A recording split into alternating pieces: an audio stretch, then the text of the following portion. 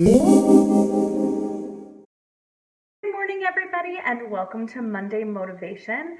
My name is Kate Johnson, and I wanted to talk to everybody today about planting seeds and really taking the time to wait for them to grow and really sticking with a plan so that you see the fruit of the seeds that you've planted.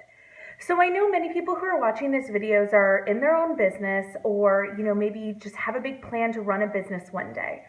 Well, anyone who runs a successful business will tell you that things don't happen overnight. There is no get rich quick scheme. Well, excuse me, there is a get rich quick scheme, but there is no get rich quick, reality out there. Everything takes time, and we need to plant seeds in order to really start networking with people, really start putting our marketing out there, whether it is, just making sure we're educated on the situation, making sure that we're really authentic and with integrity for ourselves, really telling people about what it is that we do, whether it's selling a product or a service that we provide. The more that you go out there and beat people over the head with what you do, it comes across as inauthentic. And even if people may be interested in what you do, they probably won't want to do it with you. But if it really seems like it's a true part of who you are, that this is something that you do every single day, that it is a part of your existence, that you truly want to help people with your services or products, then people will want to buy from you. But I know that it gets really frustrating, and oftentimes people get really put out because it seems like it's going to take forever for them to really start making money at it or really start seeing a ton of clients come in. Well, I will tell you, I just really want to encourage you that it takes time. And I know that we're so used to social media and we're so used to things, how fast they happen on TV and how fast they happen on Facebook and Instagram. But the reality is those seeds were probably planted a really long time ago. And that's probably not the reality of the situation. So for me, I'm going to use myself as an example. When I started working in the bridal business, it was working for other people as well as going to every networking event, making sure that I had cards that really spoke about who I was. I had a lot of people telling me, oh, your card should say this, or your card shouldn't do this, or they should do that. But really, I just kind of decided to listen to who I was and what worked best for me and my clients. And I decided to make business cards and marketing materials the way that I wanted people to see who I was as Kate Johnson. So I really started going to every networking event. I started reaching out to people authentically, trying to get into, into hotels. Every time I was in a hotel with a bride, I would leave a card for the catering manager, or, there was a different planner there, and I authentically asked them to go to coffee later or to lunch, and just said, I was new in the industry, would just like to get to know people, and just had a lunch where I wasn't trying to sales pitch myself. Of course, I brought information in case they wanted it, but I wasn't there trying to pitch my ideas. It wasn't a sales pitch at every moment. People don't want to feel sold to.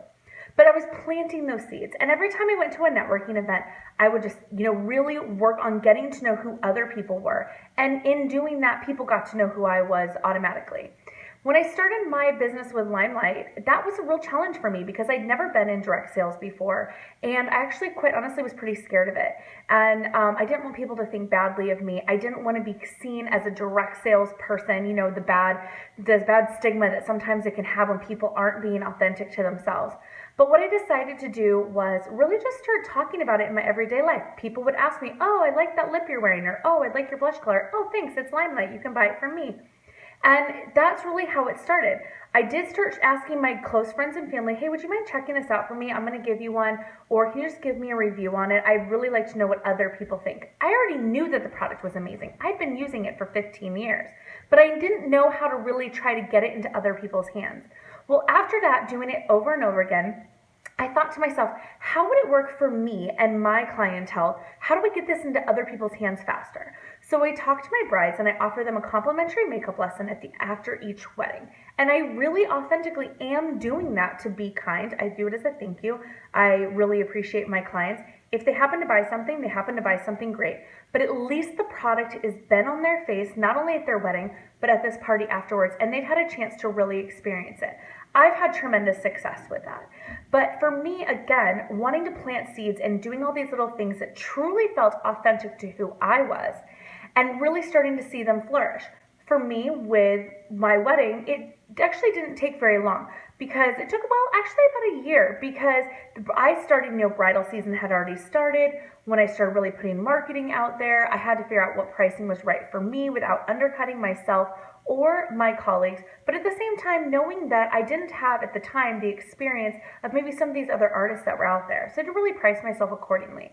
Then with my Limelight business, really just getting the information out there, like I was saying, and the more I did it on both situations, the more I talked about my wedding business, the more I networked with people, the more I got to know people and truly genuinely had an interest in them, the more people wanted to hear what I had. And more people were like, believed me when I said, hey guys, like this is a really amazing product, or hey, I really like to offer a really amazing service to your clients.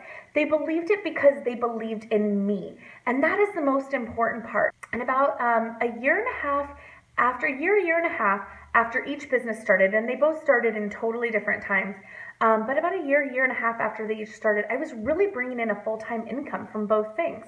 Both things were bringing in me tremendous success, and I was really starting to enjoy my life and really able to have the income that I had hoped for. And, I really know that every single one of you can do that as well. You just need to be authentic to who you are. Find that core being. What is your branding?